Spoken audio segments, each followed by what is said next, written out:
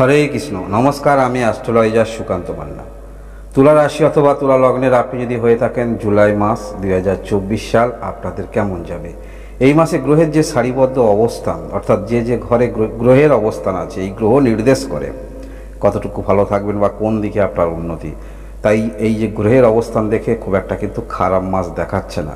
যদিও মাসের প্রথম দিকটা একটু আর্থিক ব্যয় হবে, পরবর্তী ক্ষেত্রে অবশ্যই স্থিতিশীলতা আসবে। এই মাসে প্রায় সব দিকটাই ভালো বলা যেতে পারে।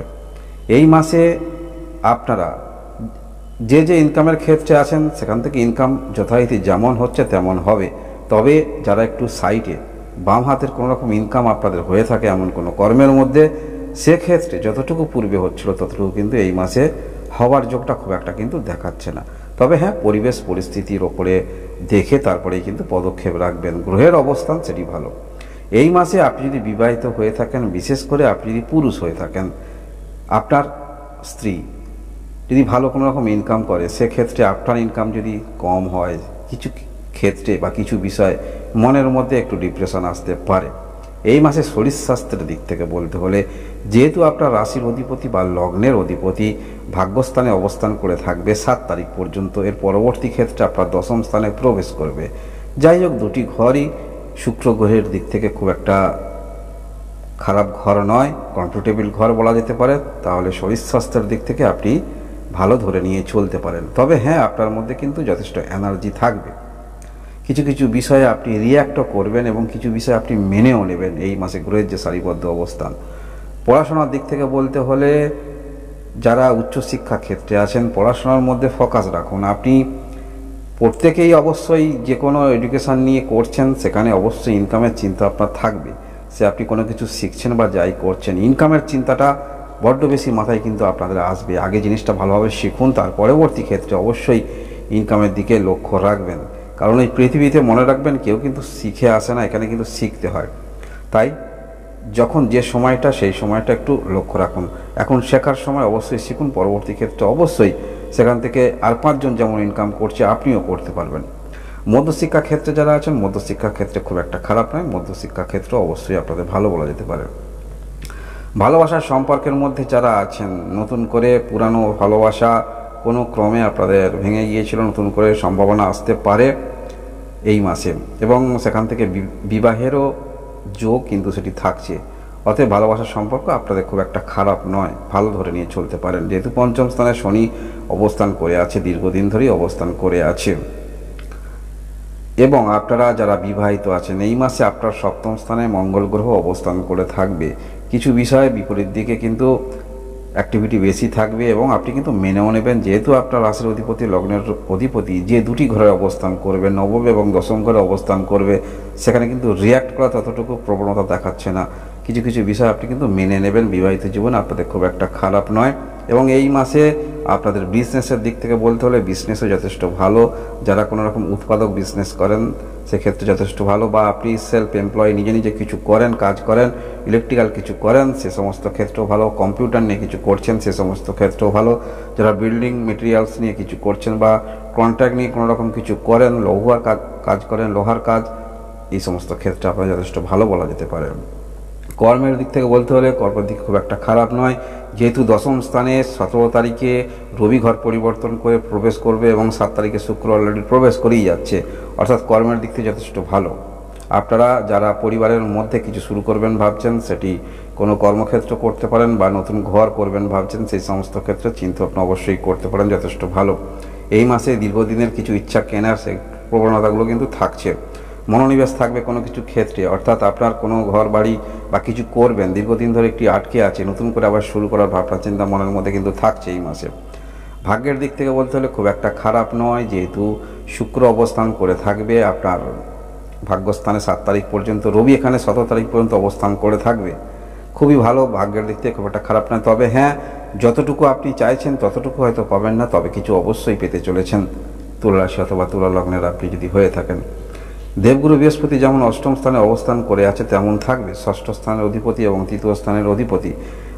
আপনি যতটুকু আশা রাখছেন ততটুকু না পেলেও যতটুকু পাবেন ততটুকু কিন্তু খারাপ নয়।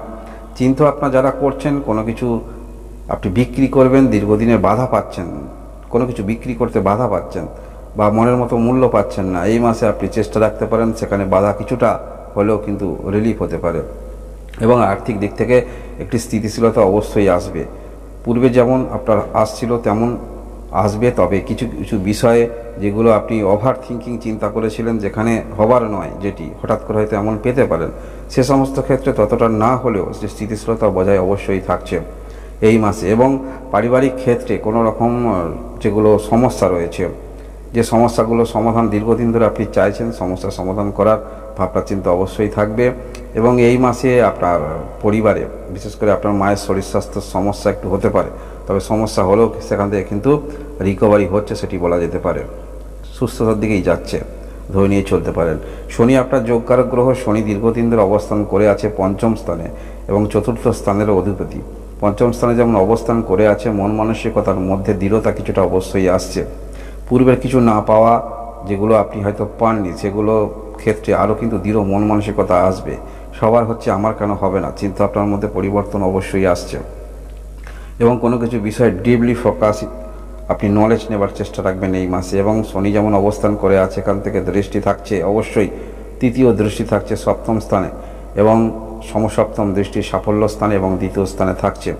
মানসিকতার পরিবর্তন অবশ্যই আসছে, অর্থাৎ সোজা পথে না হলে কিভাবে বিপরীত দিকে কিছু করা যায় কিনা, একটু অন্য ধরনের টেন্ডেন্সি চিন্তা আপনার অবশ্যই আপনার থাকবে। এবং সমস্ত কিছুই ক্ষেত্রে কিন্তু সেটি আপনার অবশ্যই ইনকামের দিক থেকে কিভাবে সফলতা পাওয়া যায় বা কিভাবে উচ্চতায় যাওয়া যায়, টেন্ডেন্সিটা কিন্তু এইরকমই থাকছে। কোনো কিছু খারাপ টেন্ডেন্সি থাকছে না, সেটি ঘুরিয়ে কিভাবে অন্যরকম পদ্ধতিতে যে কোনো কাজের মধ্যেই থাকুন না কেন, প্রত্যেকটা কাজের মধ্যে সবাই তো একই কাজ করে, কিন্তু তার মধ্যে ভিন্ন কাজ করার প্রবণতা যেগুলো অনেক অনেক ব্যক্তির থাকে, সেই রকম ভিন্ন কাজ করার প্রবণতা কিন্তু আপনার মধ্যে থাকবে, যে ক্ষেত্রেই থাকুন না কেন।